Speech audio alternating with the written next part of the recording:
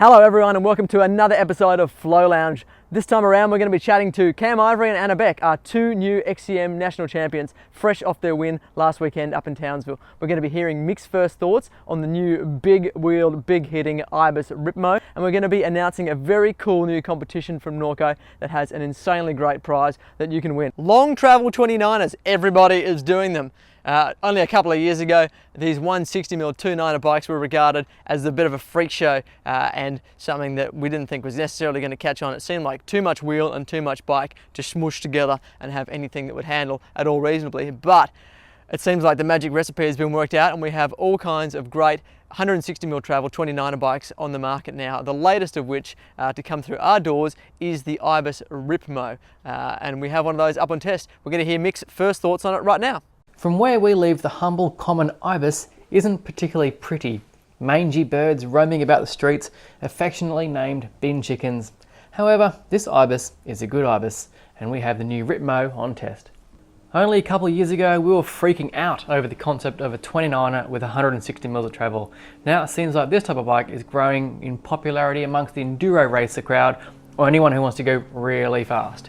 The Ripmo is quite cool, with a super long reach, a 66-degree head angle and paired with a 44mm offset in the fork.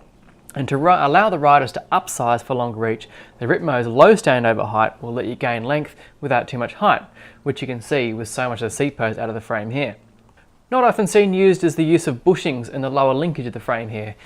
That is a higher stress pivot that doesn't have a large range of motion, so Ibis claimed that the bushing system is lighter and stiffer than a pivot with conventional cartridge bearings.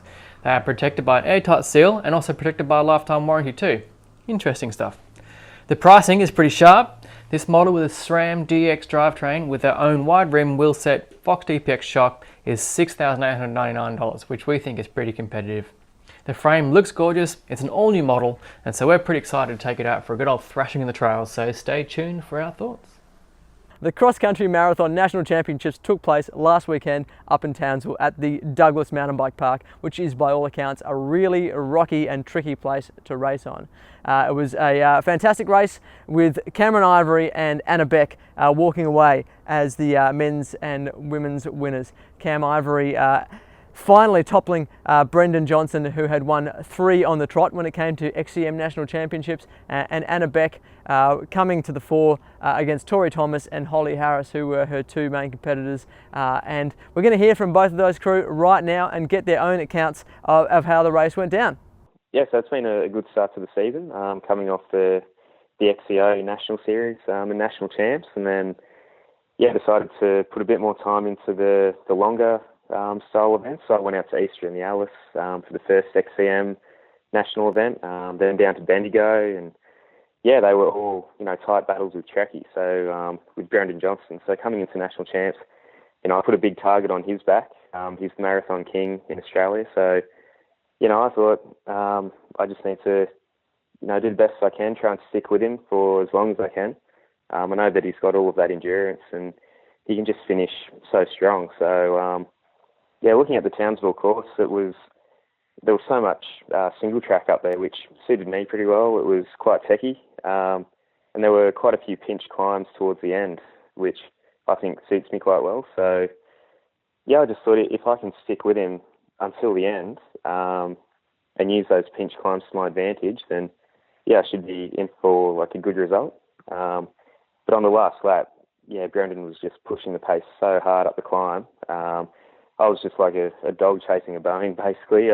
My vision was starting to blur. I was just doing all I could to hold on to his wheel. And then towards the top, I thought I would just try something, try and get past him and attack him. And, managed to open up a small gap and just hold that to the end.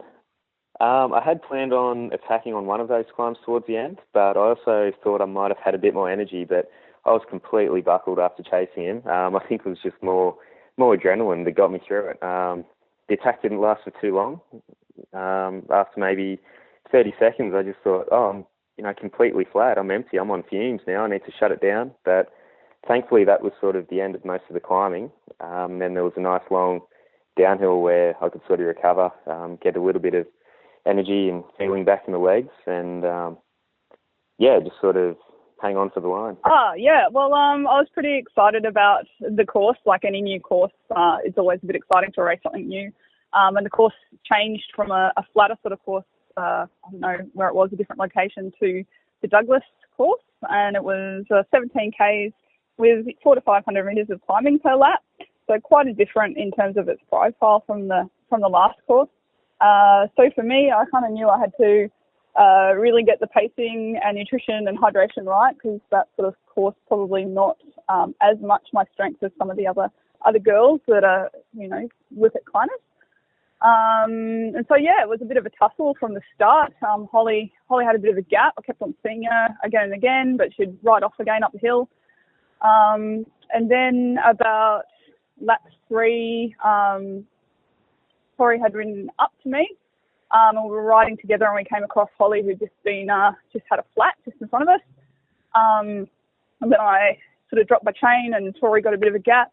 I dropped my pack at the feed zone and sort of just ate some gels and soldiered on and caught back up to her. I think she'd maybe paid the price for a tough effort, and it all came down to the last couple of minutes on the road. I caught back up to her on a wheel, and then launched an attack probably less than a K from the end, and somehow, got it. So it was pretty amazing from my point of view. I'm pretty stoked. Great to hear from those two. Really amazing to hear how Cameron Ivory's season has gone, to have taken both the XCO, XCE and now XCM national titles. That's pretty incredible. His wardrobe is going to be very full of green and gold jerseys, and no doubt it'll help soften the blow a little bit, having missed out on getting a place in the Commonwealth Games. Finally, for Flow Lounge this week, our Norco giveaway. Now, this is a seriously cool competition. Norco have partnered with us to give you a chance to win your choice of one of 3 carbon dual suspension Norco bikes. There is either the Optic C3, the Sight C3, or the Range C3. You get to choose which one of those 3 bikes you will take home if you are our lucky winner. So make sure you head to flowmountainbike.com to enter. We'll also, of course, be putting the entry links up on all of our social channels. What an awesome prize. Well, that'll do us for Flow Lounge this week. Thank you so much for watching. Of course, we welcome your comments. We love to see them. Stick them in the comments below. Send us an email, whatever it might be. Like, hate, we don't care. It's great to hear from you guys. Thanks so much, and we'll see you next time.